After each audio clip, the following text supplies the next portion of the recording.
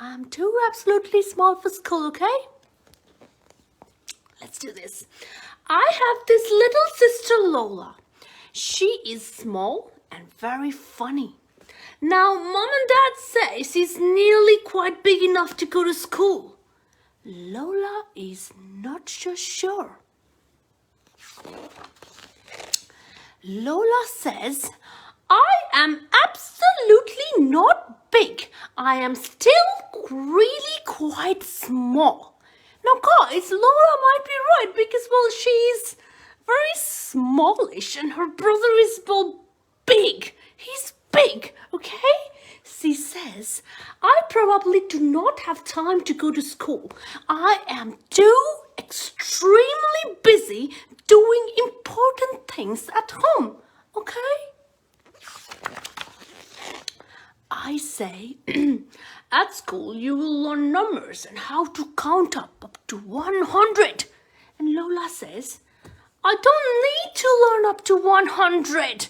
I already know up to 10 and that is plenty.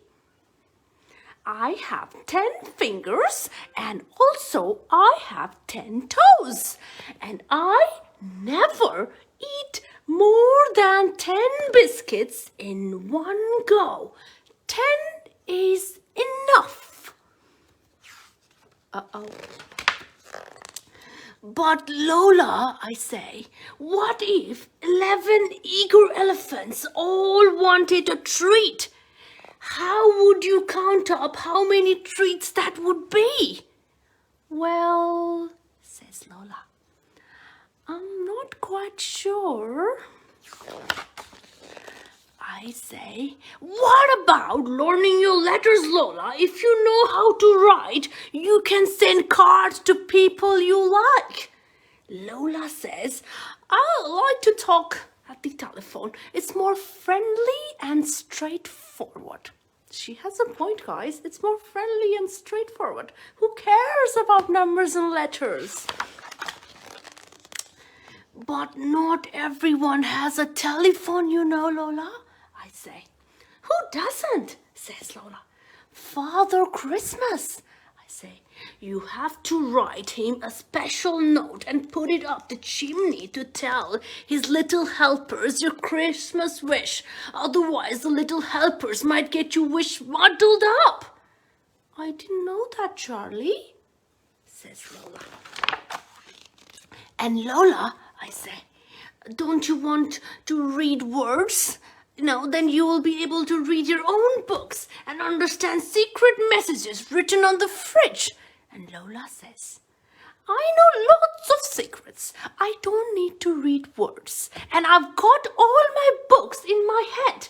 If I can't remember, I can just make them up, okay? I don't need to go to school for that. And she has a point.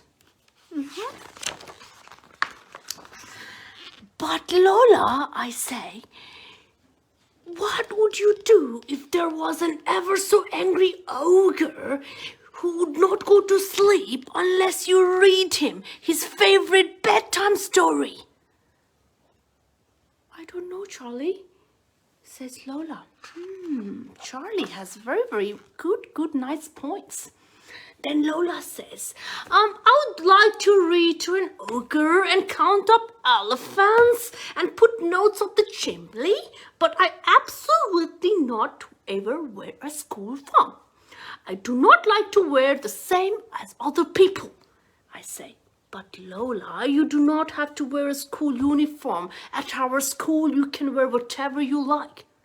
Oh, says Lola. You wait there, I know exactly what I can wear. Ta-ta-da! Well, she'll like to be a crocodile. Well, Lola, I say, that certainly suits you, but you cannot go to school dressed as a crocodile. And Lola says, this is not a crocodile, this is an alligator. And I say, you can't really go as an alligator either. Why not? Says Lola. Because alligator is for best, and for school stripes are nice. Really? Says Lola. I like to wear stripes, says Lola. But what will I do at lunchtime? You know, I will not never eat a school dinner. My sister Lola is fussy about food, I say. But Lola, you can take your own very own packed lunch in your very own lunchbox. Lola says, I do not want to eat at school alone all by myself on my own, carrying my lunchbox. Are you serious, Charlie? And I say, but Lola, at school you will meet lots of new friends and you can have lunch with one of them. Then Lola says, but I already have my friend, Soren Lorensen. I would like to have lunch at home with him. I don't want to go to school for that. Soren Lorensen is Lola's invisible friend. No one knows what he looks like. I say, well, Soren Lorensen will be going to school too. What will he do if he can't sit next to you? Oh, you're right. Soren Lorensen is a bit slightly nervous to be at school on his own. I will absolutely have to go too, says Lola. Now, guys, Charlie is making an excellent point and Lola is, well, caving in. She's actually thinking of going to school. Walking to school, Lola is all wobbly. She says, Soren Lorensen is feeling slightly not very well.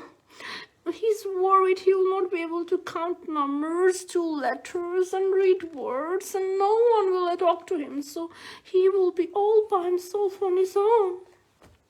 Lola, I say, it will be okay.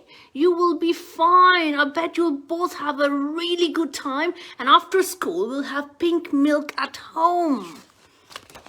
Oh, the sweet brother. But all day I am worried. I don't see her at break and she's nowhere at lunch. I can't find her home time. She's not by her peg.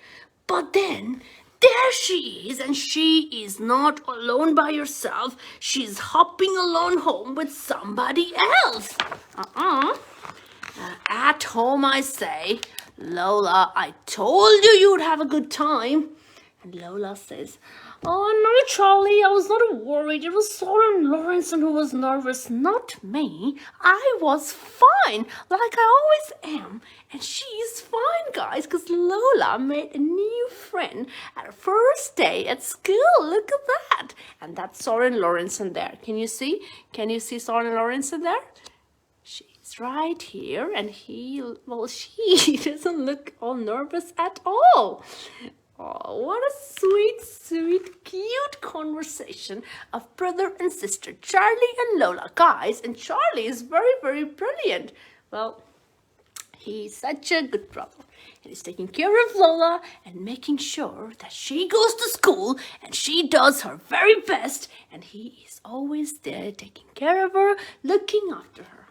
What a beautiful story. I hope you enjoy this story.